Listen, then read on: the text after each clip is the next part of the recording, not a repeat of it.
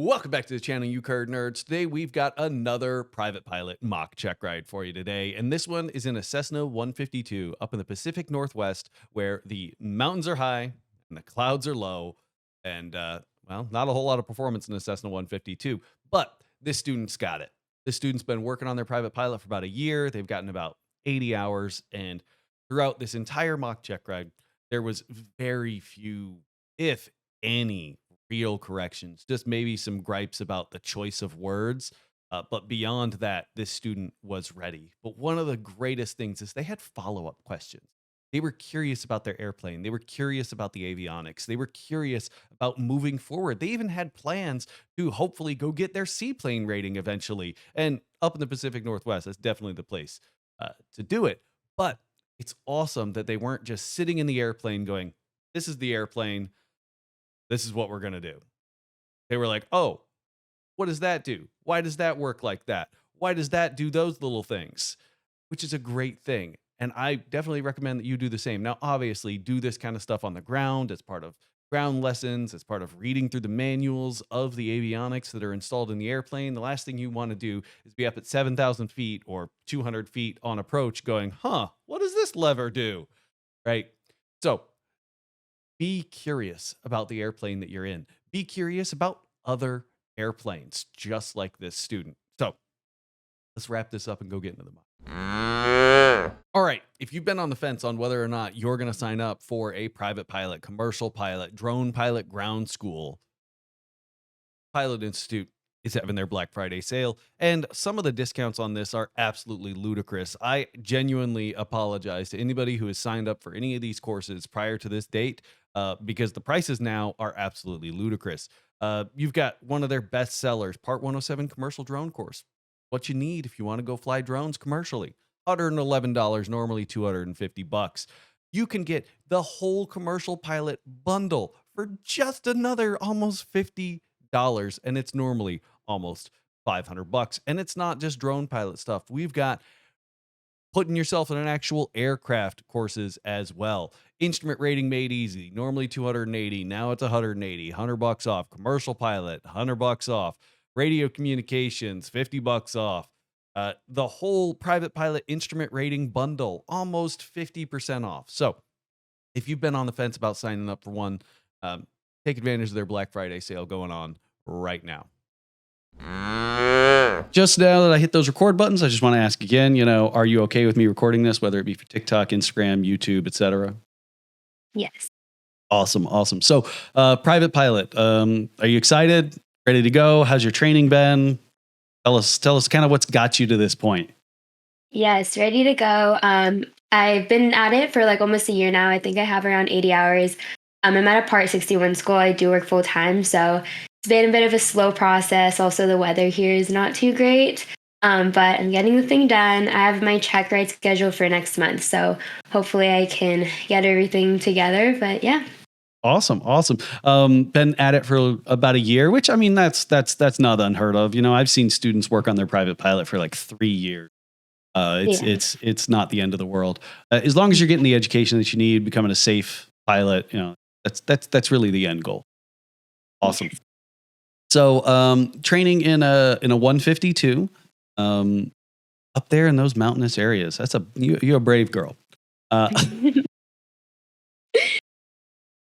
So right off the bat, there's 3 outcomes to every check ride, and the DPE is going to go over this. They're going to have their own little script beforehand as well. But just so you get the kind of idea, right? There's three outcomes to every check ride. There's satisfactory, unsatisfactory, and satisfactory doesn't necessarily mean that you are perfect. They're not looking for perfect. They're looking for a safe pilot that they know they can say, here's the keys to an airplane that you have flown, and you're not going to kill yourself or anybody else, right? There's standards that are set. If you do momentarily fall outside those standards, applying a prompt and appropriate correction to get yourself back within the standards is really the takeaway, right? Then we've got unsatisfactory. This is things like danger to national airspace system, exceeding aircraft limitations, not understanding safety-related information. Then you've got incomplete. These are really just you ran out of time, aircraft airworthiness, weather, stuff like that. Now, I have a feeling your camera froze. Is it on? Yeah, it's cutting out a little bit. Okay, there we go. Okay. Now, let me just do quick, make sure because I live up in like middle of nowhere, Wisconsin, and sometimes my internet has some problems. So I'm just going to run a quick Good. test to make sure make sure it's not on my end. Okay. Nope, I have good ping. Right, maybe. Could be me. It's good now, but we'll check it again if it cuts out. If not, I can always shift over to Zoom. My boss hates it when I do it, but I don't care. So, Okay. as I said, 3 different outcomes: satisfactory, unsatisfactory, incomplete. Satisfactory, consistent with inside standards, doesn't necessarily mean you don't momentarily fall outside standards. Apply a prompt appropriate correction to get yourself back within the standards. Unsatisfactory, danger to national airspace system, danger to yourself, exceeding aircraft limitations, not sure about safety related information. And then incomplete, airworthiness, ran out of time, stuff like that. Okay. Examiner also is going to be taking notes the entire time. I don't take a whole lot of notes. I don't know why. Notes have just never worked for me. But a lot of times examiners will be taking a lot of notes. Just because they're taking notes doesn't necessarily mean anything bad. They have a lot of paperwork to do after your check ride to prove that like you did your check ride. They can't just go into the computer and be like, passed, flew good, didn't suck. Right? So don't be worried if the examiner's taking a lot of notes. It's not always bad stuff. Unless you just recovered from a spin, then not me. Now, last question that DP is going to ask before really digging into anything is: have you read the ACS, or the Airman Certification Standards, and you understand the standards that you're being held to? Awesome. So what documents are going to need to show up to your check ride with? So you're going to need your government issued photo ID, your student pilot certificate, your medical, and then your logbook with endorsements. Solid. Make sure before you go in, go through your logbook with your instructor just to verify that all those endorsements are squared away. I've been teaching for like a decade, and even I screw some up sometimes. Yes. Awesome. Now, I like to dig into systems. As you've probably seen on a lot of the videos, I like to dig into systems first, because if you don't know your airplane, the rest of the check ride's probably not going to go too well. And really what we're testing here is, have you read the POH and you understand the aircraft well enough that you can safely go fly it? Because that's really what your pilot certificate allows you to do. To read a 40-year-old torn up POH in the back of an airplane and be like, got this. So what can you tell me about the power plant that's in this aircraft? Yes. So I have a 4-cylinder like Coming 0235. It's horizontally opposed, air cooled, normally aspirated, and it's a direct drive. And I believe it's 108 brake horsepower, rated at 2550 RPM. Okay. Now let's say you apply that full power. You apply, as Dirtbag says, you give them all the beans, and you only get like 2450 RPM. Are you getting that 108 horsepower? No. No. Now you're up in, it was Oregon, correct? Yes. What's field elevation up there? 208, so pretty much sea level. So pretty much sea level. Awesome. Let's say we took this airplane to like Colorado. There's airports up there with like a field elevation of 6,500. Are we going to generate 108 horsepower at 2550 RPM up there? No. Definitely not. Now, let's say I take this airplane to Arizona. Field elevation at some airports in Arizona can be as low as 200 feet, roughly around where you are. But it could also be 116 degrees Fahrenheit up there. Am I going to generate 108 horsepower? No. No. Is the aircraft going to, even though when I do take off, is the aircraft going to fly as if it's at like 200 feet or, 1,000 feet? Or is it going to feel like it's flying higher? No, because the temperature's hotter, and usually with hotter temperatures, it's less dense. So it'll feel like so no. No, definitely not. Now, what do we call this? Like when we've got a really high temperature? Like density altitude? Yeah, it's density altitude. So if you were to give me like a Barney style breakdown explanation of what density altitude is, how would you explain it? What the altitude that like the plane feels like it's flying at. Awesome. Now, density altitude, what is it corrected for? What are we applying a correction to get to density altitude? Density altitude is corrected for non-standard. Is pressure altitude corrected for non-standard temperature?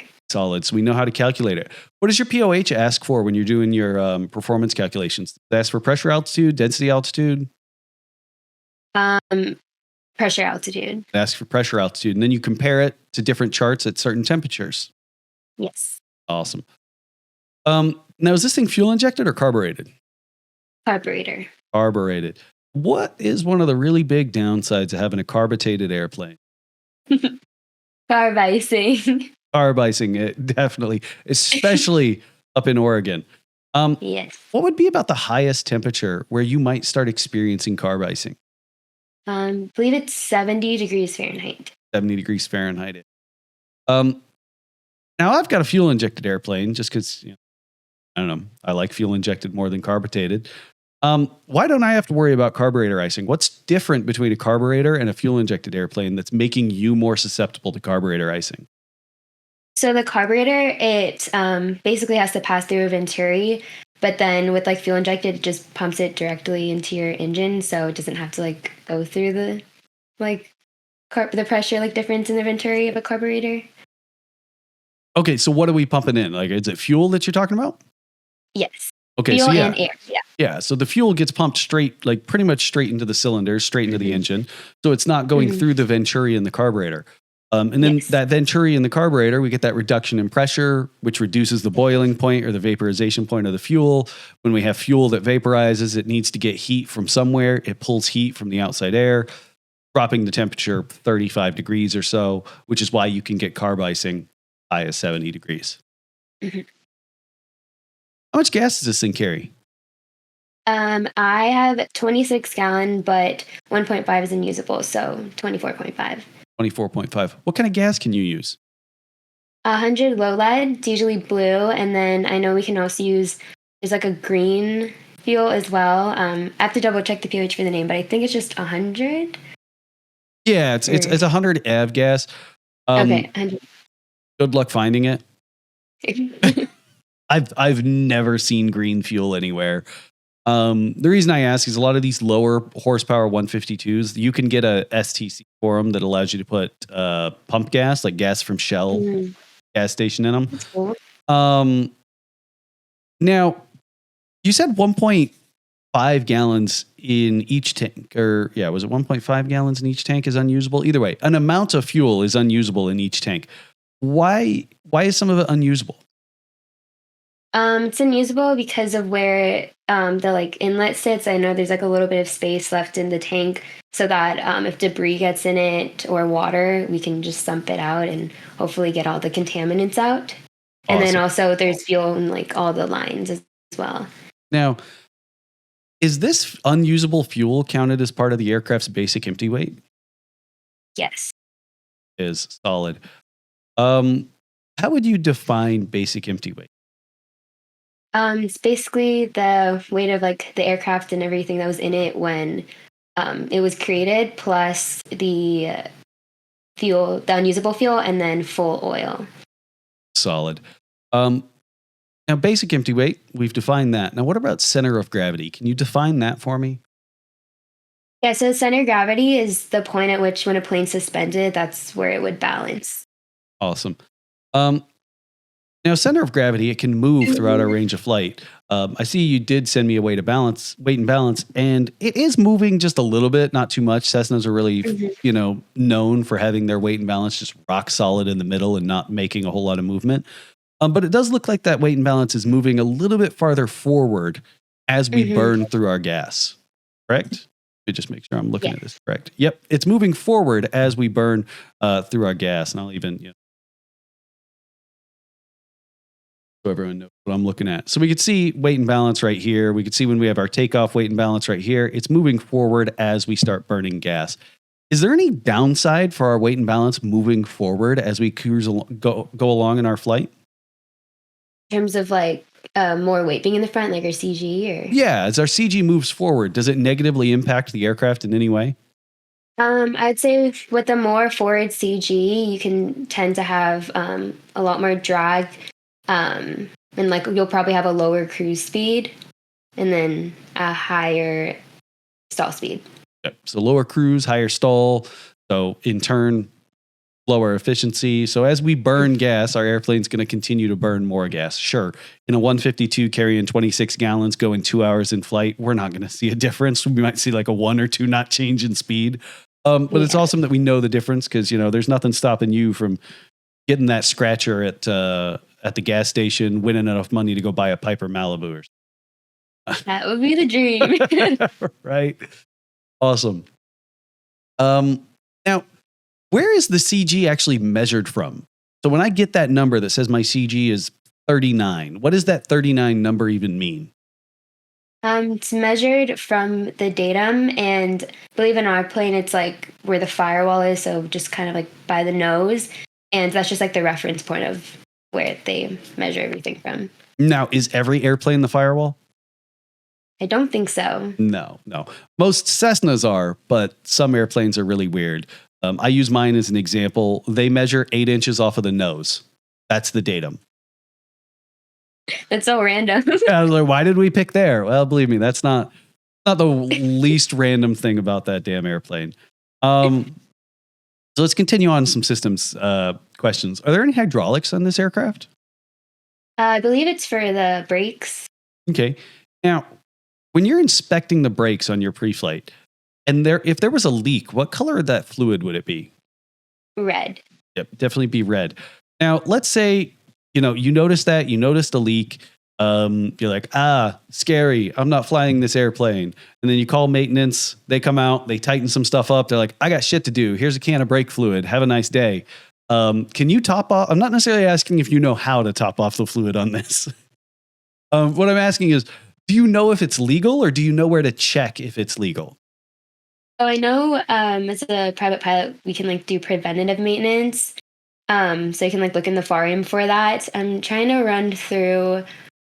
I feel like you could, but I personally wouldn't because I don't know how to do that. So yeah, it's actually really inconvenient on a Cessna. You got to climb under the dash. It's a terrible design.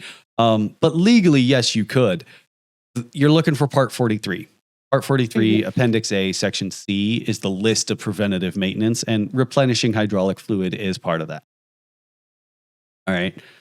Just so you've got the reference for if you do ever go buy an airplane, you're not, paying a mechanic $200 an hour to top up hydraulic fluid. Because I promise they'll be more than happy to take the money to top off hydraulic fluid for you. You think car mechanics are bad? Just awesome. What are your primary flight controls in this aircraft? So we have our ailerons, our rudder, and our elevator. Okay. And what are some secondary flight controls? Trim and flaps. Okay. How are your flaps actuated? How can you? Yeah, I'll rephrase the question. What makes them move? Our electric system. Yes, we have we have an electric motor that moves it. What more can you tell me about the electrical system in this aircraft? So it's a 28-volt direct current with a 24-volt battery, and it produces 60 amps. Yeah, 28-volt direct current, 24-volt battery, 60-amp alternator. Now, do you have an ammeter or a low voltage light or anything like that in your airplane? I have an ammeter. Okay. Now, if you looked over at your ammeter and you saw it showing negative, what does this mean to you? If it shows negative, then might have an alternator. My alternator is not working anymore and it's not producing energy. Yeah. So really what the negative is showing you is that the battery is being drained. This could be an alternator failure is obviously the most likely culprit. What it could also be is, some avionics in your aircraft or something in your airplane is pulling more power than the alternator can provide. So that 60 amps that the alternator can provide, if I start pulling 65 amps, I'm going to see 5 amps, a negative 5 amp on my ammeter. There's nothing in your airplane that should pull 65 amps, but just so that you have a full understanding of what's going on there. So just the alternator's not being sufficient enough. Exactly. Right. Okay. Now let's say you did see that negative. Is there any checklist that you would run through to try and resolve this problem? So I know there's one in the POH, and I believe like the first step would be to try and reset it. So turn the master switch off and on, and then see if it works. And then if it doesn't, I know that our battery will last around 30 minutes, and then we'll just try to land as soon as practical. Okay. Now, I love that phrase, soon as practical. What does that mean? Practical means that you're not going to die. So just try to get to like nearest airport when you can, but you don't have to do like a forced landing. Okay. And soon as possible is really like we're putting it in the dirt. Yeah. Awesome. Awesome. Now, let's say you lost that alternator. You said you've got your 30 minutes. Let's say you're, I don't know, a 45-minute flight from home. But there's like podunk nowhere, ding, ding, ding, ding, ding, ding, ding, kind of airport, like 10 minutes away. What seems like the better option? Well, I have 30 minutes. I likely wouldn't even make it to the airport anyways. But I would always err on the side of caution. So just land at the nearest airport. Okay. Not necessarily the wrong option, but remember, you can turn that master off. If you turn the master off, the battery's not getting drained. Mm-hmm. So if we turn that master off for 20 minutes as we cook on towards home and turn it back on, and then turn it back on. I have plenty of battery to operate the radio and do whatever I need to do to land. I didn't think about that. That's a good idea. Yeah. And I mean, it's because it feels weird to be like, oh, I'm going to turn the master off in flight. Yeah. What?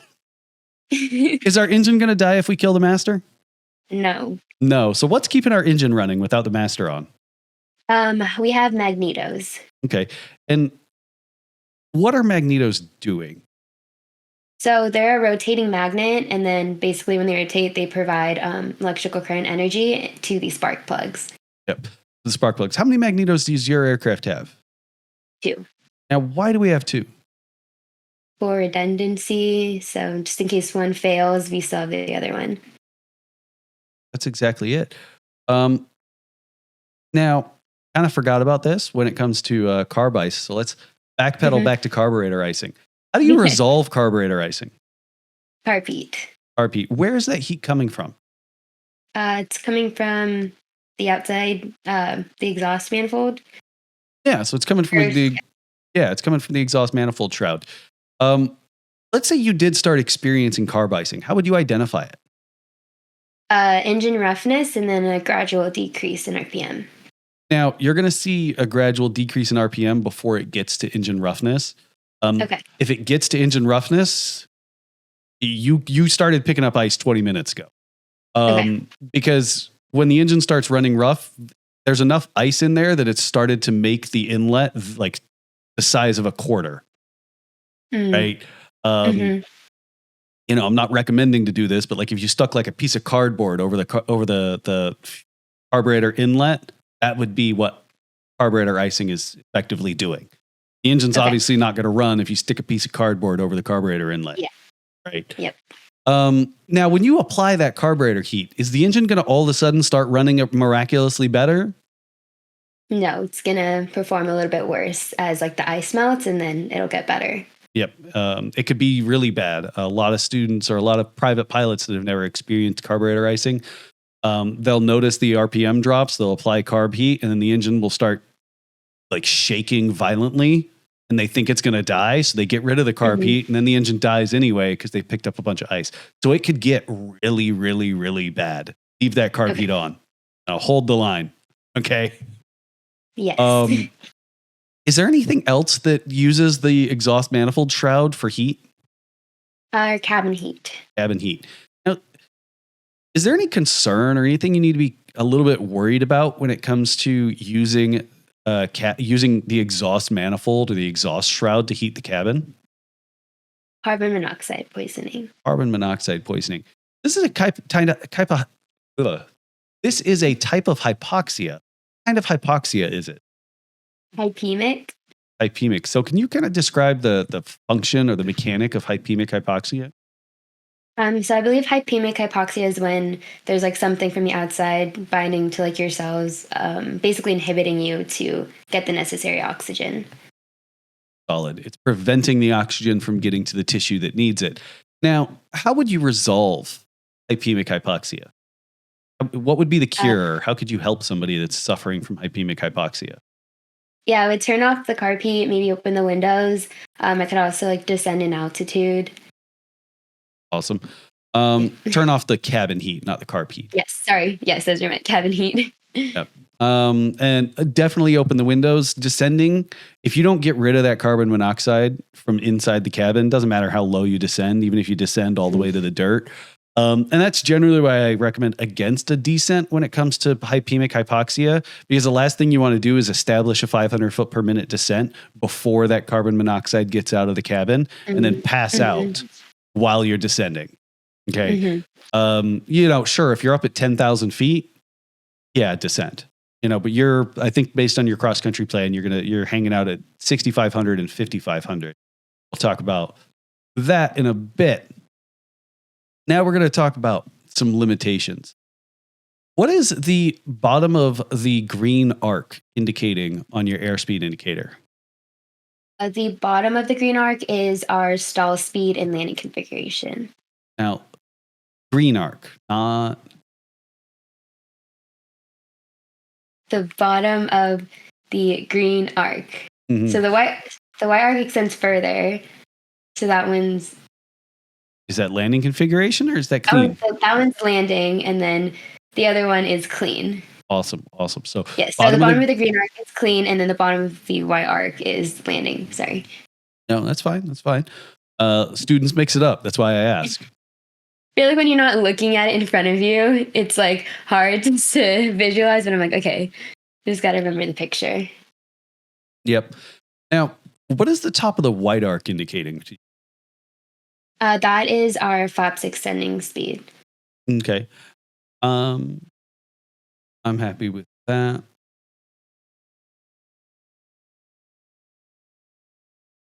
Now, what is VA?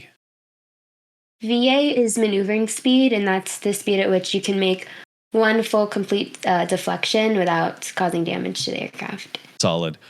Why does it change with weight? Like I'm seeing your airplane, I'm seeing a maneuvering speed of 1670 at 104 and 1350 at 93. So it goes up the higher we get.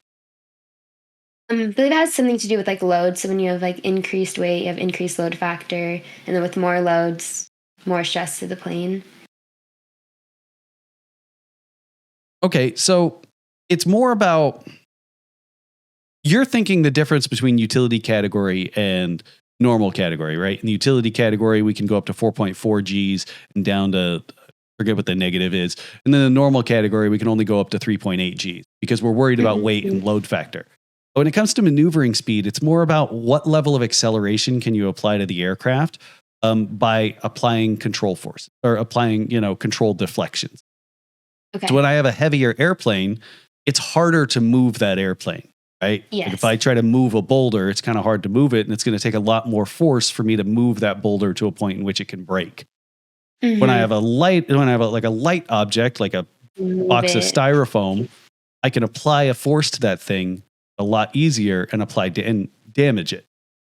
It's really the easiest way to explain like why maneuvering speed goes up with weight. Okay, so it's up with weight because it's just harder to move when it's heavier. Exactly. Okay.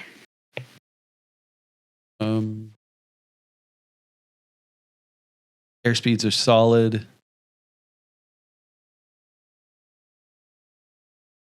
Let's get into some emergencies. And then we talked about electrical failure, so that one's solid. Your airplane, the POH, it's kind of an older airplane, so it does have boldface items. It explains those slightly, not very well. But those boldface items are intended to be kind of viewed as memory items that are done purely out of memory without having to refer to a checklist because something's going to happen right now that we need to apply a correction to. We don't have time to get a checklist for. But if there are no bold items for it, referring to the checklist is the appropriate answer. Okay, so what are you going to do if you have an engine fire during start on the ground and the engine doesn't start? If I have an engine fire on start during the ground, I will crank the engine, and I'll just keep cranking. And then you said it doesn't start. So Does if the not engine start. doesn't, I'll start to shut it down. So throttle full open, make sure idle, fuel shuttle valve off, get out of the plane, and then yeah, don't Get out of fly. the plane, and not your problem at that point. It's the flight school's plane. They got insurance. You'd be good. You did everything you could to get the fire out. I love that you got the throttle in, mixture out, fuel shut off out. Those are really important because the last thing you want is the fire department to show up and try to fight a fire that's just continuing to get fuel poured onto it. Okay. Yes. Now let's talk about an electrical fire in flight. So you're cruising along, fat, dumb, and happy, and you start smelling like this pungent kind of burning, almost like burning rubber smell. That's a really good indication of an electrical fire. What are you going to do? So if I have an electrical fire, I'm going to turn off the master switch and then close all the vents. And then if there's a fire in front of me, fire extinguisher. Fire extinguisher activate. Even if there's no fire, if I smelt something burning, I am going to dump that fire. I'm going to unload the clip of that fire extinguisher under the dash. All right. Now, are we just going to just cruise on, say, you know what? Airplane's still running. I'm going to go to my destination. I got shit to do. No. No, Gonna land. You were definitely going to land. Okay. Now, your aircraft, is it certified for IFR? Well, you're not certified for IFR, so it doesn't matter. What are you going to do if you accidentally enter IFR conditions? If I enter IFR conditions, like for example, if there were clouds that I like went into, I would do a 180-degree turn, a standard rate, and then see if I can get out. And then if I can't, then I'll talk to ATC. So tell them I'm a VFR pilot stuck in IMC conditions and ask for vectors to the nearest airport, VFR airport. Solid. What frequency might you try and get a hold of somebody on? So if I'm on flight following, then just whoever I'm talking to. But if not, I could probably, I guess like just look for like the nearest tower or airport near me, and then ask them. Yeah, I mean, that's an option, right? Because if you go to the nearest tower, they're gonna at the very least be able to get you to the closest person that has radar. But then you're playing this like, shit, who do I need to talk to? If that makes it easier for you to just be like nearest tower, talk to them. Hey, VFR pilot, IFR conditions, I need radar to the nearest VFR airport. Most towers don't have an actual radar at the field, at least not a radar that's designed to help you navigate. Right? The nearest ARTCC or Air Radar or Air Route Traffic Control Center, they're going to be the closest person to you with a radar. Okay. But I mean, if you're using an iPad and ForeFlight, the nearest function should be able to get you there. You can also just go to 121.5. It's also another really good option. If in case you don't want to like be staring at your sectional or your iPad while you're trying to maintain wings level, right? That's where a lot of students end up in trouble is they look down at their iPad, they turn their yoke just a little bit, they look back up and they're like, oh my God. Okay. So 121.5 is a good option. Nearest ARTCC, nearest tower, all good options. Now, let's say we got out of these icing conditions, we got out of these IFR conditions. Now it's just raining, and we're picking up a little bit of ice on the airplane. What are you going to do? If I'm picking up ice on the airplane, turn on all my heat. So carb heat, cabin heat, I have pitot heat. And then try and land as soon as possible because icing's not good for the airplane. So, icing is not good for an airplane. If let's say you're picking up ice, it's currently -2 degrees outside. You look up at your little thermostat up there. It's -2 degrees outside. You're in the rain. Could you give me like a rough estimation on how much you'd have to descend to stop picking up ice? So wait, what am I at an altitude? Let's say you're currently at 7,000 feet. It's -2 degrees outside, and you're picking up ice. So I know temperature decreases 2 degrees per 1,000 feet. So I just need to get positive temperature. So maybe like 2,000-3,000 feet. 2,000-3,000 feet should be good enough to get you above freezing temperature. Solid. Now, it seems like a really simple question, but going through that kind of thought process before you ever actually end up in that scenario, because I mean, I've picked up ice in a 172 before, and it's terrifying. 'Cause you're like, oh, that's getting bigger. Yeah. I want that to stop. How low do I have to go? And I was in mountainous area too, so I'm like, shit, can I go low enough? Like, I know it gets pretty scary over here. When I look out my window, I'm like, all these mountains. Now is last big question, when it comes to emergencies, before we start digging into a couple other things, is how do we recover from a spin? Power idle, ailerons neutral, opposite rudder, and then forward elevator, then neutralize the controls. Solid. Now, when are you most likely going to enter a spin? Base to final. Base to final is where most stall spin accidents happen. And we'll talk about, as I open up something else, we'll talk a little bit about the aerodynamics of a spin. Can you kind of describe a spin? Like, what caused the spin? Why are we in the spin? Why are we stuck in a spin? So basically, spin is an uncoordinated stall. And what causes it? Just you exceeded your critical angle of attack, you don't have enough lift, and then your plane starts to spin. Yep. As long as as long as I started it with some level of yaw, with some level of uncoordination, not necessarily just yaw, with some level of uncoordination. So if I'm always coordinated, will I ever spin? Nope. I think so. I'm always coordinated. It's coordinated. Exactly. Let's get into some airworthiness requirements. Now, we can obviously use your school's airplane as an example, but just make sure, especially when you go into your check ride, listen to the exact question that was asked. Okay. A lot of DPEs, they recognize that there is rote memorization associated with airworthiness. Okay. So your school's airplane, does it go international? No. No. So what documents does this airplane need for it to be airworthy? So it needs a airworthiness certificate, registration, operations handbook, and weight and balance. Solid. Is there any equipment that's been installed in this airplane that wasn't installed from the factory? Yeah, so I believe we have a GPS in it, and I think it's a Garmin. And then I know our attitude and heading indicator is also electronic. So I believe those three things. And then we have VORs as well. Okay. It's very likely the VORs were installed from the factory. But the G5s, which is they're square. Yeah, it's super small. It's this big. Yeah. Those are called G5s. Those are supplements, right? Those are supplements. Those are supplemental equipment. It's equipment that was installed after the fact.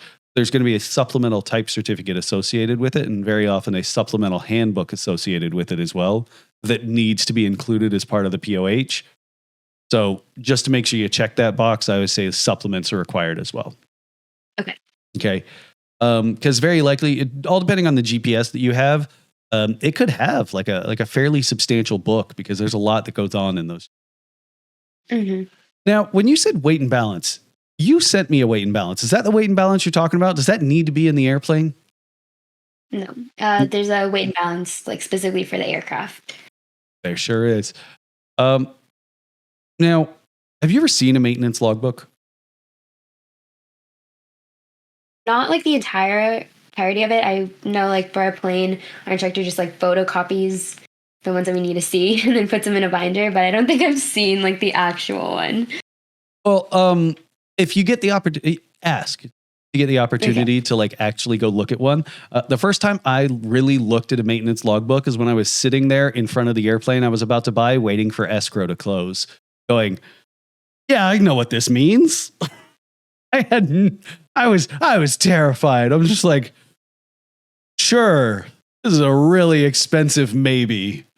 All right. So get the opportunity to take a look at the maintenance logbook when you're not, putting $100,000 on the line. Okay? Yes. Okay. But let's say you did have a maintenance logbook in your hands, and you were flipping through to make sure an airplane was airworthy. what would you be looking for just to make sure that an airplane was airworthy to operate in just VFR conditions? Oh, I'm checking to see if it had its annual. I know my plane, it's for hire, so we need that inspection at 100-hour tack time. Our transponder, ELT, and safety belt, or ADs too. Like if there's any ADs that the plane has, make sure that that's all up to date. Awesome. Awesome. Now, let's say my annual is due at the end of the month, and my airplane currently has 92 hours on it. So I get my annual done at the end of the month. Do I need to get a 100-hour inspection done in 8 hours? I believe the annual can take place of the 100-hour, but not the other way around. So Not the other way around. Solid. Your airplane's being used as part of a flight school, so it needs that 100-hour inspection. Let's say, again, you got the right scratcher at the gas station and you go and buy an airplane, but you realize that airplane maintenance is more than you thought it would be. So you're trying to offset some of that cost, and you start renting this airplane out. Do you need to get a 100-hour inspection done on this airplane before you start renting it out? No. Let's say you hire a flight instructor to start teaching out of it. You need a 100-hour inspection now? So I hired the flight instructor and I'm providing the airplane? Or? So you're providing the airplane, you're providing the instructor to other students. I believe so, yes. Yes. Because at that point, you're a flight school. Yeah. Right? Duh. Solid. Now, I'm happy with that. Let's say you walked up to the airplane. You said you've got those G5s for your attitude indicator and all that jazz. Let's say that G5 just won't power on. For some reason, you press the button, you cycle the master, you cycle the avionics, the thing just won't turn on. Is this airplane airworthy? And if it isn't, is there any way that you, as a private pilot, could make it airworthy? So my attitude indicator, is that what you said?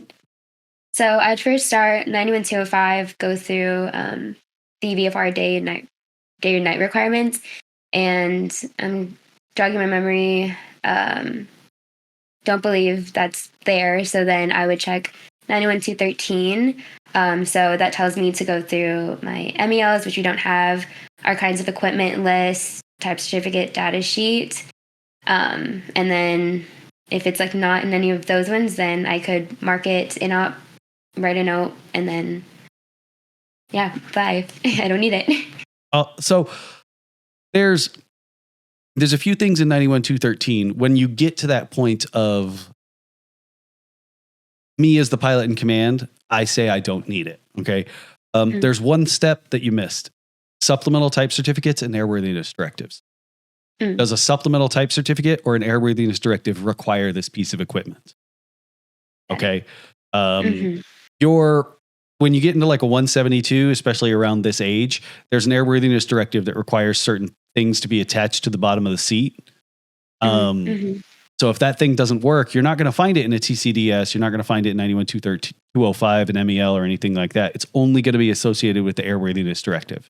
Make sure we're checking airworthiness directives. And then supplemental type certificates. This one is applicable to your aircraft because that G5 is part of a supplemental type certificate. Sure, the STC does not say that the G5 has to be operable if it's installed. But there's a circuit breaker associated with that G5. 91213 says that when you have a piece of equipment that's inoperative, it must be disabled and placarded, not just placarded. Okay. So how do we disable a G5? By pulling the circuit breaker, right? Can you as a private pilot pull a circuit breaker that's not associated with a QRH or a checklist? No.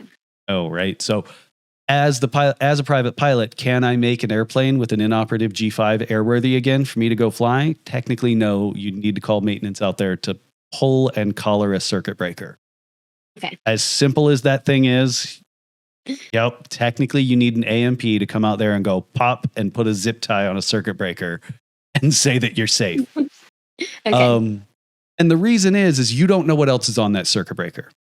Okay. I've told a couple other students, I have a circuit breaker that's labeled radio. Sure, it has a radio on it, but it also has my ADS-B on it. I would have never known that as a private pilot. Okay. So Good just to make know. sure 91213, it does get a little bit in the weeds, but if you're ever pulling a circuit, just if it's electrical, there's probably, you as a private pilot probably aren't going to be able to disable it, just placard it. Okay. Now, let's get into some privileges and limitations as a private pilot. So what's changing? Let's say, yay, you passed your private pilot certificate. What are you allowed to do now that you couldn't do before? Yeah, so now I can carry passengers. I can fly for charity, nonprofit, do search and rescue. Can act as a aircraft salesman if I have more than 200 hours. Enter Bravo. And You can act as a Yeah. safety pilot. safety pilot. Yeah, you can act as a safety pilot too. Now, let's say you're hanging out at the airport. You know, you say you live right next to the airport, and you decide to go do one of the nice little airport appreciation days, where you just sit there and watch Cirruses bounce down the runway. Um, and then somebody approaches you saying, "Hey, I know you're a pilot. Can I give you $100 to fly me in my airplane to XYZ airport?" Is that legal? No. No. Now let's say they say, "Hey, I've got an airplane. I'll let you fly it for free if you fly me here." Is this legal? No. No, because the FAA counts that flight time as compensation. Now let's say it was your idea. You're renting an airplane. You and a buddy are flying somewhere to, like, I don't know, go to a concert or something. So you end up having to go to a Bravo airport. We're cruising along, go into this Bravo airport, and you tune up the ATIS. What visibility are you listening for to make sure you can legally enter this Bravo airspace as a private pilot? Statute mile visibility and to be clear of clouds. 3 statute mile visibility and clear of clouds. What equipment needs to be in this airplane for you to go to that Bravo airport? I need a DSV out and then a Mode C transponder. And two-way communication, right? 'Cause we can't- Two-way Yep. communication and then cleared. Yep. So let's say you got there, you went to your concert, you did whatever you wanted to do, had fun, and you've gotten back to the airport. The ceilings have dropped down to 2,000 feet with 2-mile visibility, but when you look at the ATIS and the METARs and stuff like that of surrounding airports within about 10 miles, it really just seems like this is a localized event. This is some fog that has just rolled into this Bravo airport. Not even necessarily fog, just rain and some low clouds that have rolled into this Bravo airport. Are you stuck at this Bravo airport until this weather clears up, or could you request something from the tower? So you can request a special VFR. I believe it's if you have at least mile visibility and 1,000-foot ceiling, or the clouds are at least 1,000 feet. But personally, I don't think I would until it like clears. I'd probably just wait it out. But you could. Yeah, I mean it's legal, but it's just because it's legal doesn't necessarily mean it's safe, right? Yes. Is it legal for you to try and do this at night? No. Believe you have to be IFR. Yes, you do have equipped and be- rated. Yep, you do have to be IFR equipped and rated. Awesome. Let's get into some aerodynamics. I know we talked a little bit about stalls earlier when we were talking about spins, but what is a stall? Like aerodynamically speaking, what happens with a stall? So basically, when you have a stall, you exceed the critical angle of attack, and it's when your nose is too high, and then your plane doesn't have sufficient lift to keep it up. So Okay. Can I stall if my nose is pointed at the ground? I don't think so. I mean, I feel like if you somehow exceed your angle of attack, which is the angle between the wind and then your chord line, but yeah. Well, let's say I point my, let's say I'm in a 150 Aerobat that I can do aerobatics in. And I point this airplane 90 degrees at the ground.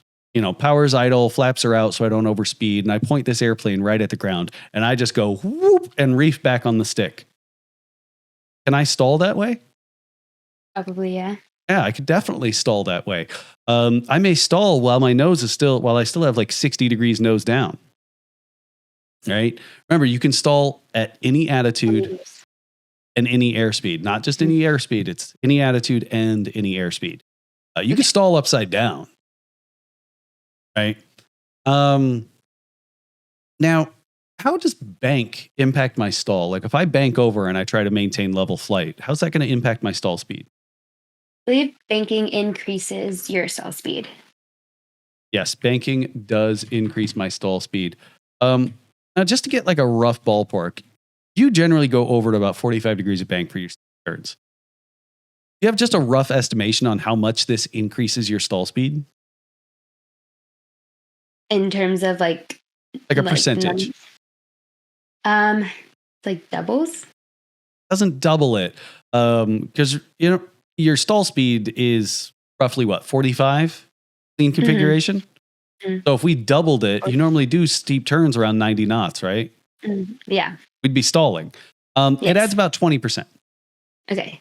Right. 20%. Passing 45. Now, if it's the scale in which stall speed increase, it goes up kind of like this, like it's a logarithmic scale. So if you crank it all the way over to 60, that'll double your stall speed. Okay. Or correction, that's a 40% increase. You crank it all the way, I think it's 75 is what will double it. Now, are there any design factors in your aircraft that ensure that the wing root stalls first as opposed to the wing tip? And why do I care about the wing root stalling first?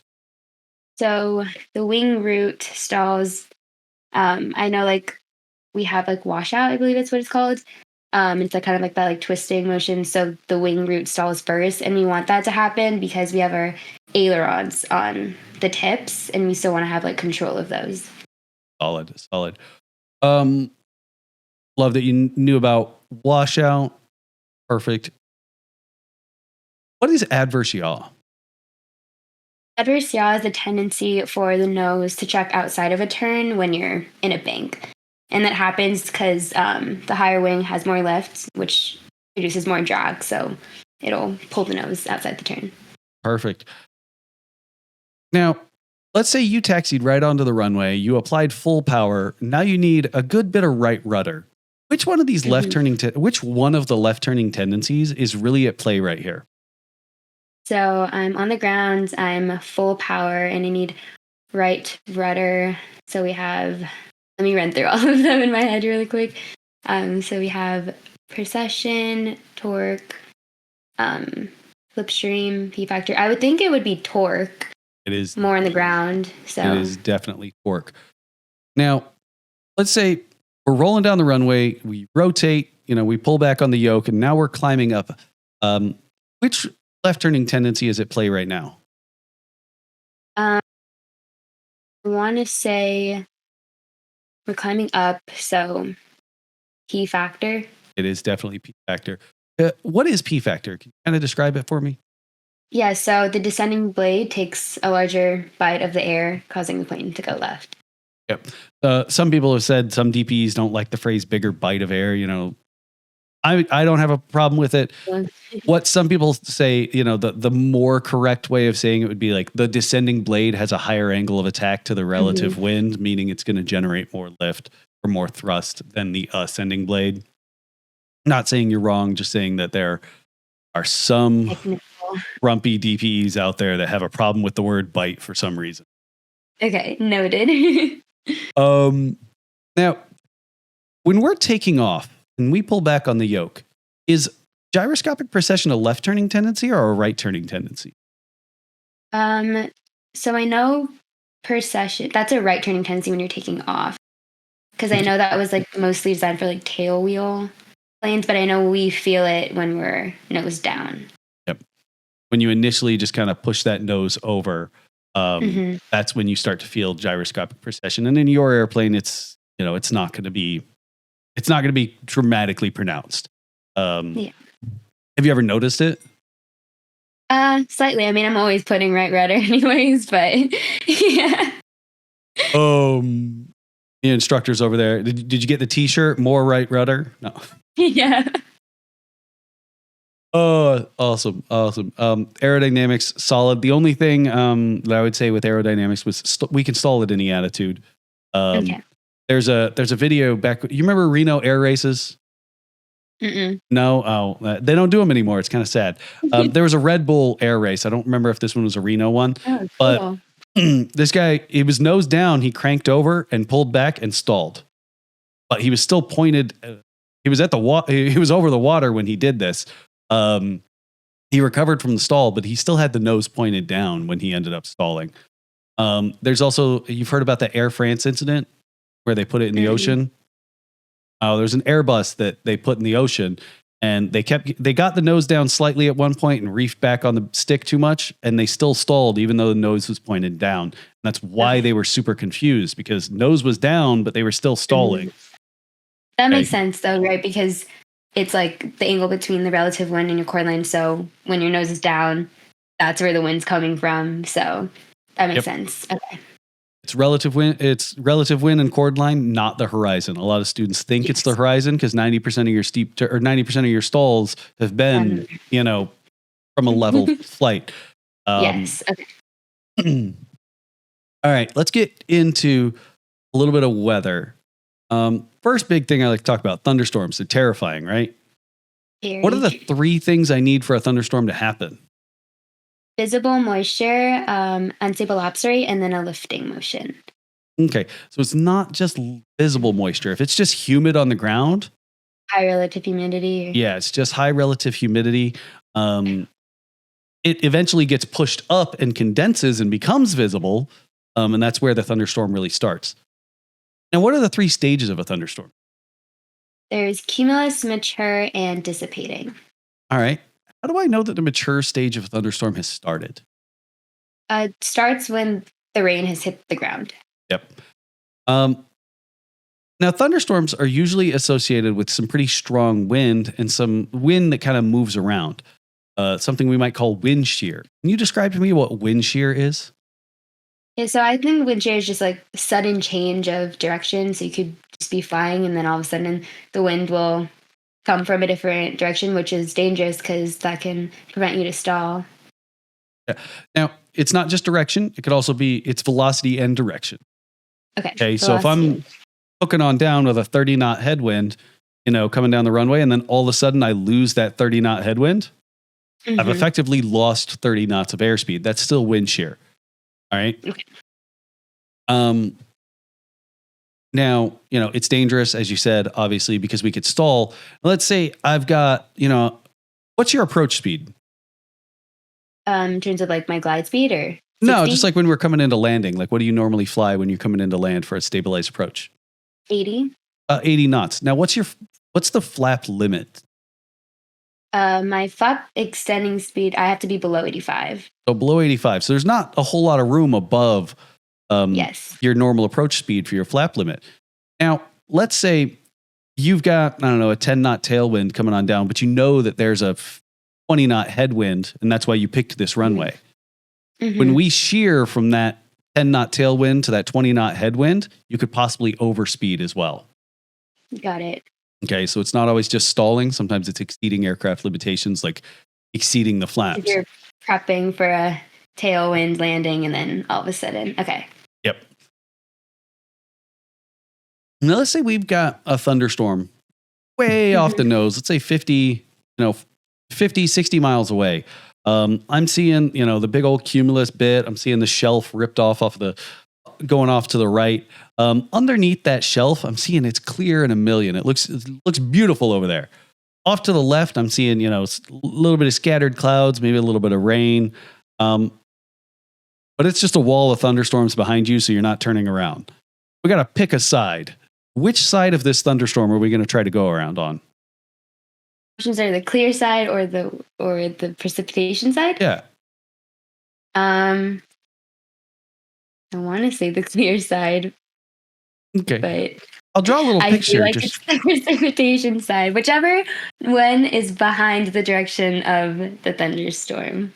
Yeah, so you obviously don't want to end up in the direction where the thunderstorm's going. So I'm just gonna draw a little. If it's clear, then it probably hasn't touched there yet. So let's say we've got a thunderstorm that looks a little something like this. What is this section called? That's like the anvil. Okay, and what normally happens under here? We can have like micro bursts and like heavy downdrafts. Yep. We can have microbursts, heavy downdrafts, a lot of turbulence. But the problem is a lot of times, since the storm hasn't been over here yet, it's clear. It'll be clear. Okay. It'll look really good. But if you don't look up and see that there's this huge anvil, you're going to be over here looking at the other side like, oh, I see rain over here. I don't want to go in the rain. My airplane's made out of sugar. It's going to melt if I go in the rain. And you end up over here in 6,000 foot downdrafts. Got it. Okay. This is it, the hail is also gets thrown this way. Now, how wide of a berth, like how wide should I avoid a thunderstorm? I would avoid them at least 30 nautical miles. Awesome. I think the book says a minimum of 20, but 30 is a, I avoid them by staying on the ground. That's what I do. Let's get into a couple of aeromedical questions. Then we'll talk about your nav log. We'll talk about cross-country planning. When you're getting ready to go fly, you run through a little personal checklist to make sure that you are safe to fly. What is that checklist and what are the items on it? So checklist would be like, I'm safe, seeing if I feel sick at all, if I've had any medications, if I have like any external pressures or like stressors in my life. Did I eat? Am I tired? Solid. Now, when it comes to alcohol, let's say you get your private pilot certificate and you throw back a couple strawberry margaritas at the Applebee's, having a little bit too much fun. Now it's been like 12 hours since you've been at Applebee's, but you're still, I don't know, you're still a little hungover, still, head's a little pounded. But for some reason you've got an at-home breathalyzer and you're blowing 0. Are you good to go fly?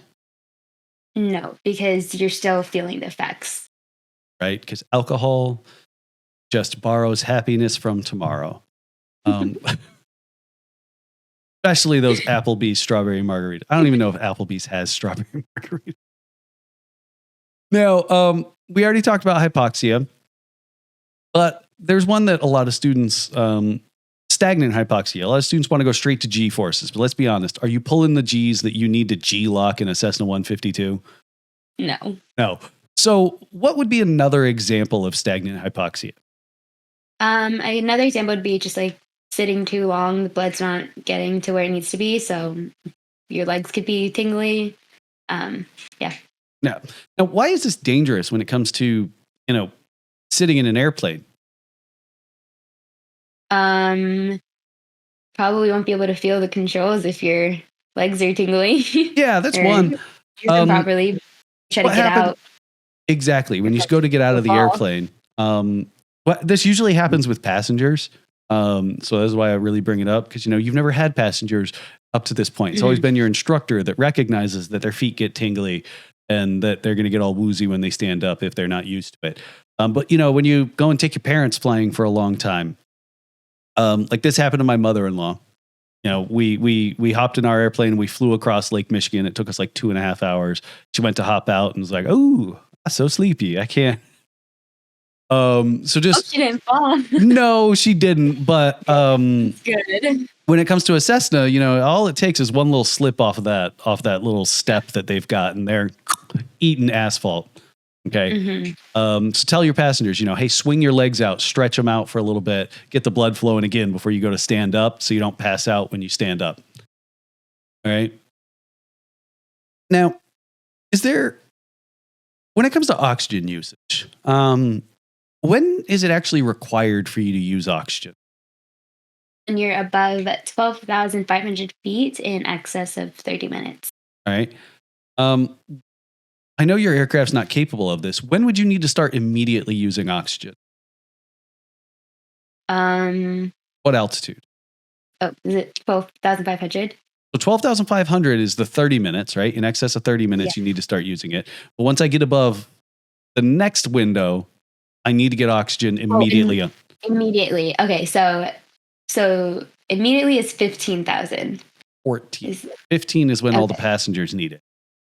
Okay.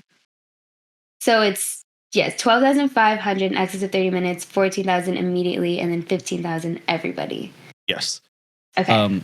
Passengers need to be provided it. Now, let's say, again, you got the right scratcher, you went off and bought a Bonanza or a Cessna TTX.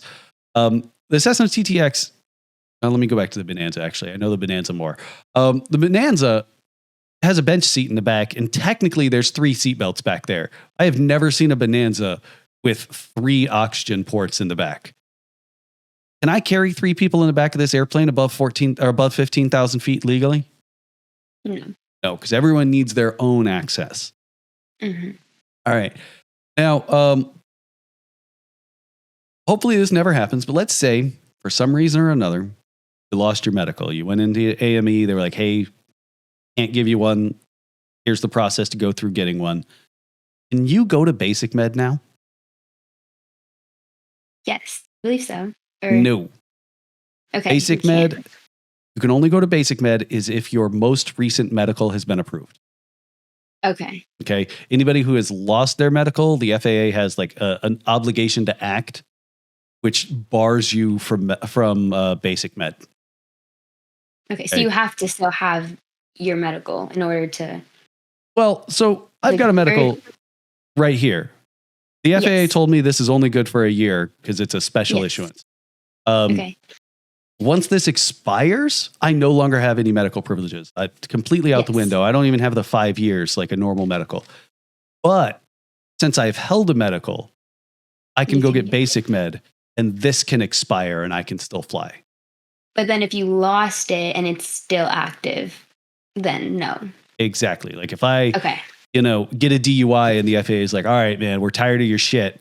You don't get a medical anymore. We're taking it away. I can't go to basic med. Yes, because it was revoked. Okay. Exactly. There was kind of the big misconception when basic med first came out that basic med was for people who couldn't hold a medical. No, basic med is for those who just really don't want to deal with an AME and would rather go to their primary care physician to get approved to fly general aviation. Okay. Now, do you know what the aircraft limitations are when it comes to basic med? I believe it's 6,000 pounds. Basically, have to say below Class A, so can't go above 18,000 feet, 250 knots, and then you can't carry more than 5 passengers. All right. So basic med changed, I don't know, like 2 weeks ago. All right. That's why I brought it up. Basic med changed like 2 weeks ago. It's up to 12.5 when it comes to weight. And now you can carry up to 7 people or 6 passengers, 7 people. Oh, okay. Good to know. They pretty much made it so that you could fly a King Air 90. I guess even a King Air 90 is below 12,000. It took it up to pretty much. Is that on the FAA site now? They put out an advisory circular. Okay. Okay. I know I need to drop that advisory circular in the Discord so that people have it. But yeah, it was part of the FAA reauthorization bill that passed the beginning of the year. Okay. I will take a look at that. Thank you. Yeah. And again, that's why we do these things, because these little changes here and there, if you're not in the know or not paying attention, they can go by the wayside. Of course, if you're still on the previous rules, like if you're still complying with the previous rules, you're obviously still in compliance with the new rules. But just the big takeaways with basic med, it's not for those who can't hold a medical. It's for those who choose not to. And you're looking at 12.5, if it doesn't require a type rating and doesn't carry more than 6 passengers, you're good to fly it. Okay. So far, those have really been the only 2 subjects, and those are just 2 subjects that a lot of students just aren't familiar with because you don't experience it, right? I'm assuming end goal airline pilot, or are you just doing this for shits and gigs? I don't know. Right now, I'm kind of like one step at a time, so we'll see. I think I do want to get my commercial, but I'll probably if I do go that far, just the small private airlines. I don't know about the majors or the regionals. So yeah, regionals are rough, and I mean being gone all the time when it comes to even the majors can, it can impact people negatively. So. Yeah. You want to dump meat missiles or skydivers out of the sky for the rest of your life? Have at it. You want to go fly for FlexJet or ExoJet? That's always another good time. I got a buddy Mark that flies. I think he flies for. I forget which one he flies for, but he absolutely loves it. That's fine. He worked at a regional, and he's like, "This is miserable. I don't even know if I want to be a pilot anymore." And then he moved on over to that fractional ownership that he works at, and he's like, "This is." Mint. That's cool. My goal right now, I'm like, it's pretty much recreational, but I love like the beach, so I want to get my seaplane rating. So that would be like my next step. That the seaplane ratings are a lot of fun. I mean, up where you're at, there's got to be a bunch of seaplane operators that are willing to I you think, can. yeah, I have to go a little bit further north because I'm in like Portland, so I think the closest one to me is kind of like Seattle area. So yeah, but It's worth it. You can get it done in 3 days. If you want to do it somewhere warmer, Jack Brown's, they have a whole program that it's geared for like 3 days. nice. So That'd Kenmore, be fun. yeah, I'm not gonna lie, sure. Kenmore over in Seattle, they don't pay well, but they fly beavers for tours on floats, and it looks like a lot of fun. No, seaplanes are a blast. Now let's take a look at your route. I know I don't have all your waypoints in here because they're kind of like your waypoints. Oh, good. Is this so? We're departing out of here, Hillsboro. Now, if you click me, you should be able to. I should be bigger. Okay, good. Yeah. As I can't see. No, you're good. So I don't have all your waypoints because they're kind of, they're specific to your. Take a look. Yeah. I absolutely went to Astoria. I like put pinned to Astoria, and then the next one to the near KPAE. But all of those are just like the waypoints. So waypoints along the way. yeah. I just want to say, so much detail in this thing. I absolutely love it. It's awesome to have all of this extra detail on here, so you're not cruising along and then trying to grab your iPad or your sectional, trying to be like, oh, what was that frequency, or why did I do this, or trying to crack open the POH, going, was this my proper cruise speed? Why am I burning more gas? So I absolutely love it. Whoever taught you to do this, perfect. If nobody taught you to do it and you just figured this out on your own, fucking. When I have an applause YouTube button. That's awesome. I know my YouTube video that I did on VFR cross country nav logs was not this detailed. So, this is awesome. I even love the little highlighted section up here where you're identifying the runways. Brilliant. Now we're just gonna dig into your actual route, or at least some of the stuff along the way. So this is the airport that you're departing out of, correct? Yes. Now, correct. what airspace is this? I'm in a Class Delta airspace. That is correct. Now, what equipment do I need to operate out of Class Delta? Just two-way radio communication. Just two-way radio communication. Perfect. Now, at your airport, how long would you estimate would be the longest runway based on what you're seeing here? 6,600. 6,600. Is there any traffic patterns here that aren't standard? Yeah, so we have a right pattern for runway 2 and 31. Perfect. What does this little star next to this frequency mean? That means that the tower is part-time. Okay. What happens to the Delta airspace when the tower closes? So when the tower closes, I believe that becomes a class, I want to say Echo airspace, but I'm thinking it's Gulf. Because it just becomes like uncontrolled. So I'm going to say Gulf. Okay. Yeah. Now, it could be either, and I'm going to be honest, I didn't look in the chart supplement, but that's where you'd check. Yeah, I was like, okay. Yeah, so it's either. So when someone asks, like, hey, if we go to like another Delta that closes at night, or that that the tower closes, the correct response is it's either going to go to Gulf or Echo. I'll check the chart supplement to verify which one. Okay. Okay. Which is why it makes it so confusing, because you're like, well, it's got to be one of them. Yeah. But which one? Because Echo would be like, it's controlled for IFR. Yeah, so it's technically controlled to the ground, but since there's no tower, they're not going to control the pattern. Okay. Now, I've got two different airports right here. I've got Goheen and then Parkside. Mm-hmm. What's really the big difference between these two airports? The one above it doesn't have a hard surface. Hard surface for what? Runway for landing, for taking off and landing. Yep. No hard surface for takeoff and landing. Doesn't necessarily mean that there's no hard taxiways. There's an airport up near me that all the taxiways are paved. None of the runways are.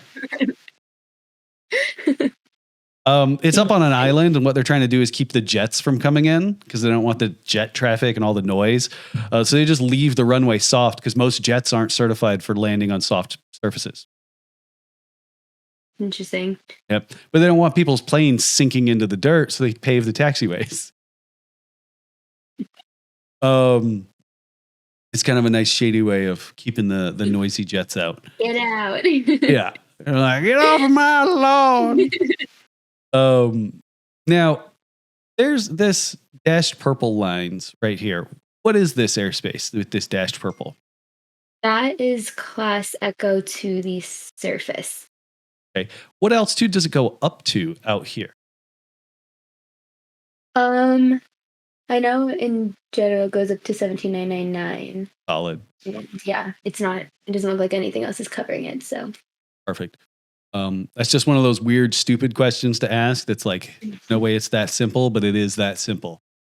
And don't let the DPE asks weird questions like that feel that simple, that there should be something more complicated to it. But what's the acronym KISS? Keep it simple, stupid, or keep it stupid, simple? Yep. What is this purple line that I'm following? This dashed purple line. That one is isogonic line. Okay, and what does this tell me? Basically, the difference between true and magnetic north. So. Awesome. What is this this dotted blue with blue line around it? That is a wilderness area. Hey, is there any restrictions associated with this wilderness area? Suggested that you stay above 2,000 feet of it, preserve the wildlife, and don't disrupt them. Awesome. Not every wilderness area is just a request, though. There are some that do have limitations or restrictions associated with them. So look for any blocks. This one sucks because it's near this perfect seaplane place. But it's a restriction that pretty much tells seaplanes to pound sand. It says no landing within a quarter mile of the shores. So I was not gonna lie, when I went up there, I was like, it says no landing. Does that mean I can land and taxi in? Oh no, I didn't play the game, but like it's a fun little thought experiment. I didn't want to piss off the FAA or the DNR. Now, what is this little dot right here? That is showing you where the location of the VOR is. Awesome. This VOR right around here. Now, if I was, let's say, because your aircraft has VORs, correct? Yes. All right. Let's say have one. Yeah. Go ahead. What was that? Sorry, it's like a little. Hold on. Can you hear me? Yeah, I got you. I was talking over you when you said something, so I was just trying to. Oh no, you're good. I think when the screen moves like super fast, it might be my signal. It kind of like makes it a little bit cut. But I was just saying that I only have like one VOR thing, so I don't have like two. Okay. Yeah. So we only have one VOR. So if I was, we've got this Olympia VOR right here. Let's say I was right here over this lit town right here. What would I put in my CDI to take me to that VOR? So I'm over. So do you mind zooming in a little bit? Yeah, sure. Okay, so you're saying I'm over that place, this town and you're right asking here. me, what do I put into my VOR? To take me to the VOR. I would do the reciprocal of that number. Good enough. Good enough. I know, we're trying to view it through like kind of sometimes grainy footage. So I'd put the reciprocal in to take me to, and I'd, now one thing I do notice along your cross country is right around here, you decide to shift from your 6,500 cruising altitude down to around 5,500, correct? Mm-hmm. Can you talk me through your decision making on why you did that? Yeah. So I went from KHIO to Astoria. This cross country, it's not one that I was assigned, but someone from my airport, they ended up like having this assigned, so I just tried to do it.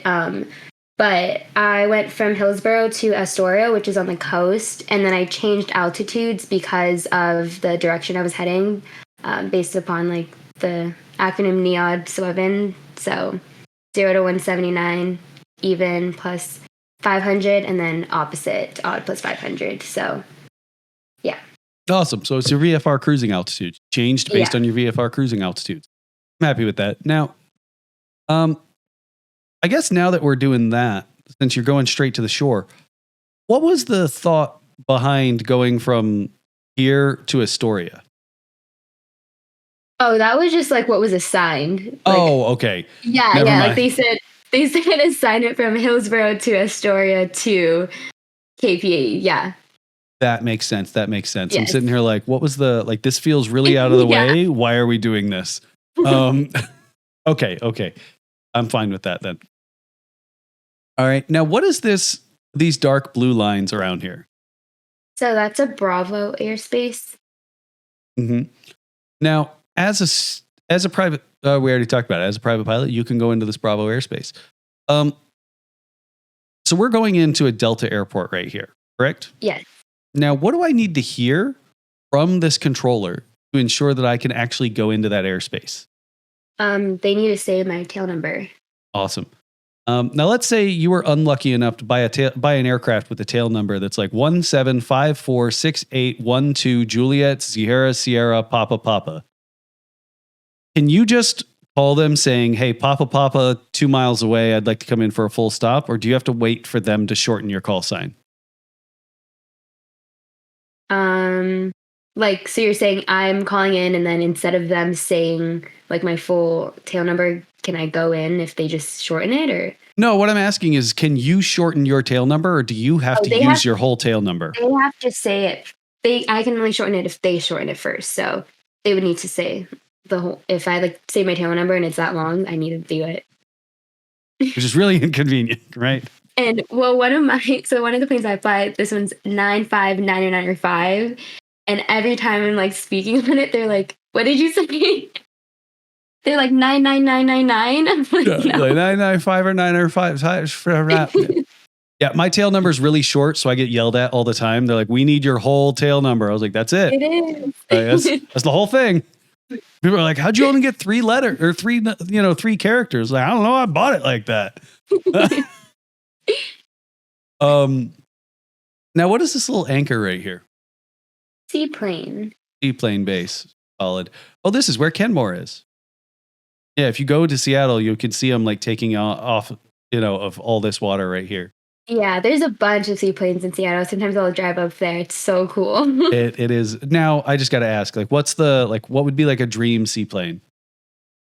I don't have a dream seaplane. I feel like I don't know enough about like that realm, but it's just something that I wanted to do. So, all right, I guess I then got to ask, like, flying boat or on floats? Like, ones up on floats or the ones that sit in the water like a boat? On floats. On floats. Yeah. No.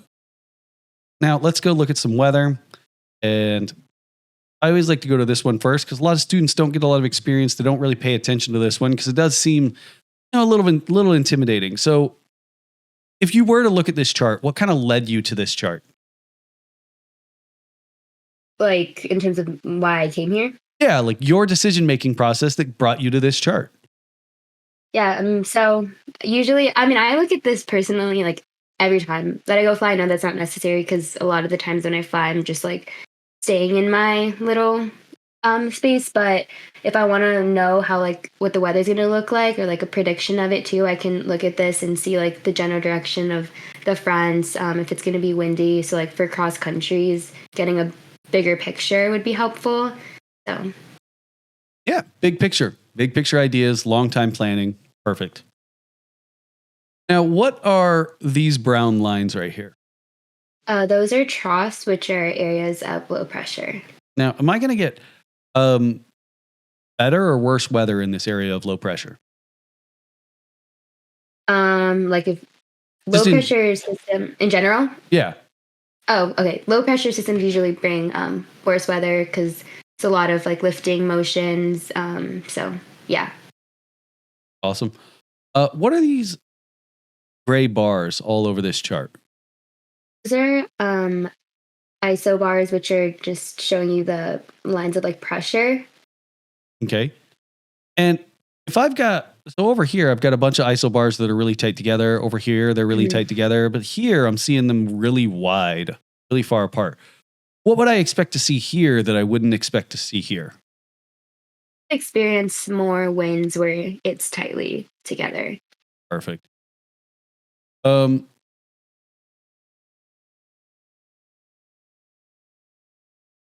I know this one shows up, this one opens up real small, so I end up doing this. Now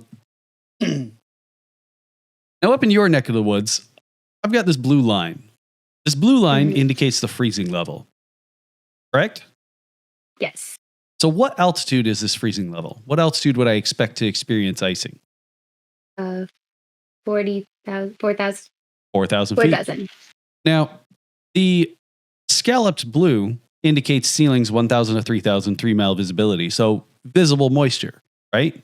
Mhm. So if I've got a freezing level at 4,000 and ceilings and visible moisture in that same altitude, would I define this as known icing? Sorry, can you repeat that? It's cutting out again. Sorry, no, you're fine. So I It's see okay, a I think freezing. it's my Wi-Fi. So I see a freezing level at 4,000, right? Yes. But I also see visible moisture being forecast. Yes. Does that count as icing conditions? You have freezing temperatures and there's moisture, and I'm looking. No, because of the altitude that it's showing at. Okay, so it's showing it at 4,000 feet. So sure, at the surface, it's not freezing. Yes. Could we go on our cross country? I wouldn't. I wouldn't either, right? Now, what is this? This orange one indicates moderate or greater turbulence, correct? Yes. So what level of turbulence is being forecast on this chart? 7,000. Okay, so that's the altitude. What level? Moderate, Oh, severe, moderate. extreme? Sorry, moderate. Okay. Awesome. Happy with that. Let's go look at.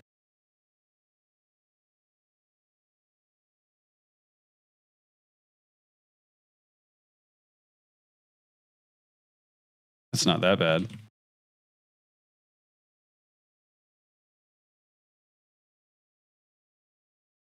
Oh, is everywhere just going to have good weather today? All right, this one's not bad. Now I'm looking at the METAR and TAF of Salt Lake City. Is there anything that's in this METAR or TAF that would bring you kind of concern, that would make you want to not go flying during this forecast time? See that there's like broken, and usually like that's like the first thing I look at, making sure if there is a ceiling that's not gonna affect my flight depending on like the height of it. Looks like they're at 11,000, and then I see there's Virga. So Yeah, there's Virga, and Virga is usually associated with turbulence, right? So METAR showing maybe not a good day, maybe not a good time right now. And a METAR is a report. A TAF is a forecast. So this is what's currently being reported. Is the weather going to get better, or is it going to get worse? Let's see. So it's showing 600 broken, 1,000. That looks like it got a little bit better. Checking the winds, they're gusting. So that got worse. We have another broken here at 6,000. So yeah, it looks like it's getting more gusty here, and the ceiling's getting lower. And yeah, and then I see the visibility start to decrease as well. So looks like it's not getting better. No, it's definitely not getting better. What's most likely causing this reduced visibility later in the day? Looks like it's raining and snowing. Yep, light rain, light snow. Awesome. I'm happy with that. Let's go look at winds and temp.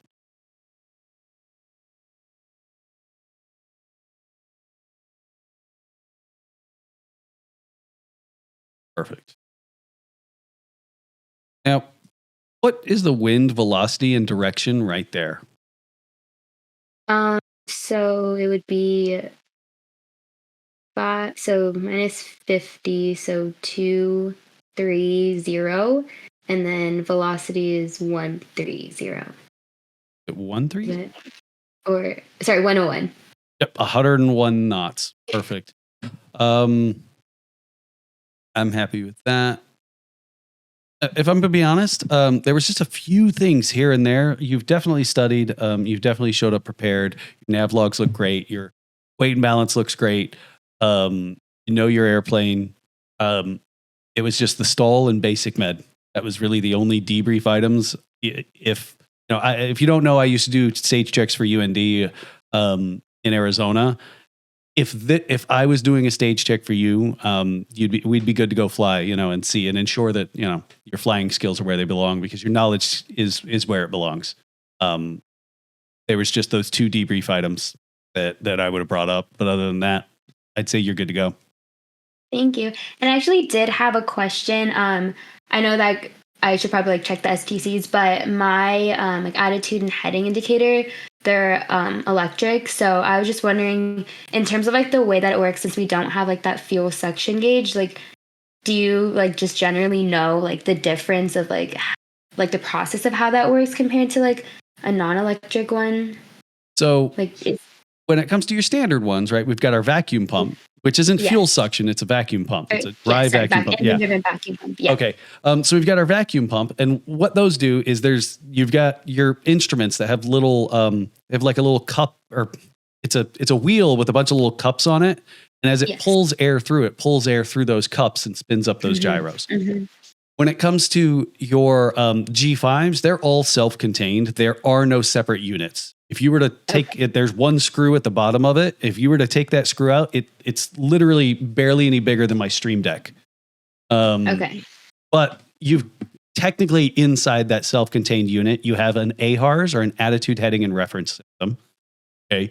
And that's what handles all of your gyroscopic stuff. So your attitude indicator, your turn coordinator, your rate of turn indicator, your heading indicator, all of that is in the AHRS unit. The ADC, or the air data computer, that's a completely electronic system. So we don't it doesn't have those physical gyro, gimbal, none of that. No, there is no moving parts. There are no moving parts inside of it. The other one there, it's the ADC, or the air data computer, and this is what handles all your pitot-static stuff and your outside air temperature. You have your G5 reads outside air temperature on it. I know sometimes they can turn it off, they can turn it on, but it has an outside air temperature display. That's part of your ADC. Your altitude, part of your ADC or your air data computer. Your altimeter is part of your ADC, your air data computer. Both units, the top one that normally displays your attitude indicator, and then the bottom one that normally displays your HSI, or your heading indicator, both units have ADCs and AHRS built into them. And if they're hooked up properly, you could actually swap the data between them. I don't know how they install them. They installed them properly, you should be able to swap them, but I don't know how. I don't know if they did. But there are no physical gyros in them. It is completely electric. The way old ones used to work was really weird. They'd have inside a little box, they'd have lasers shoot across a known gap. And if the airplane moved, the laser would hit a different side of that little box. And that was showing a rate of acceleration or a rate of change. That's not how they work anymore, to be honest. It's magic inside of a little silicon chip at this point. But it's pretty much like your phone. You know how your phone has a gyroscope in it to tell you if you're sideways or upside down or whatnot? That's what's in the G5. Okay, that makes sense. Yeah, because I was thinking through it, and I was I know my plane, it's different than what's in this POH. So I'm if they ask me for that, I'm I don't know how an electronic one actually works. So okay. Ask to see the STC. You might be able to just find it. Just Google G5 STC or G5 supplement, and that'll give you the pilot level knowledge of it. Okay. Those should technically be in the airplane. Hopefully they are in the airplane. Yeah, I think it is. I've definitely like in the back we like keep it in like a bin, so I've definitely like seen it. I just haven't like looked through it and never thought to until I was studying, and then I was like, I should probably get a hold of that. So Yeah, and here's the thing: most students don't. I know when I was training in G1000s at UND, you think I ever read the G1000 manual? Not once in my life. yeah. I read the G1000 manual like 2 years after I stopped flying Cessnas with G1000s, just because I was like, I wonder what's actually in this book. Okay. Yeah. Should I have read it? Yes, of course. It would have made me a lot more prepared for my check ride. It would have made me more comfortable when I got to instrument stuff. But I didn't. Mm-hmm. When I have students now, I'm just like, nah, go download that book and go read it. Part of your POH. Yeah. Okay. But I'd say solid. All right. You're ready to go. Not really any huge gripes or any huge corrections. Cool. Thank you Awesome. so much. I appreciate it. Have you ever used Discord before? I see you hopped in a little while ago. Yeah, I have. During COVID, this was like the main source of communication. So Okay, so you're familiar. You know, you see how we've got all the different channels talking about check ride yes. gouge and all that. So go take your check ride, come back, tell us how it went. So that one, I can make these as accurate as possible, and two, to like, let's be honest, help the next person. Yes, cool. Thank you so much. I appreciate it. Yeah, no problem. You enjoy the rest of your day. If you got any other questions, don't hesitate to reach out. Sounds great. Thanks. Bye. Bye.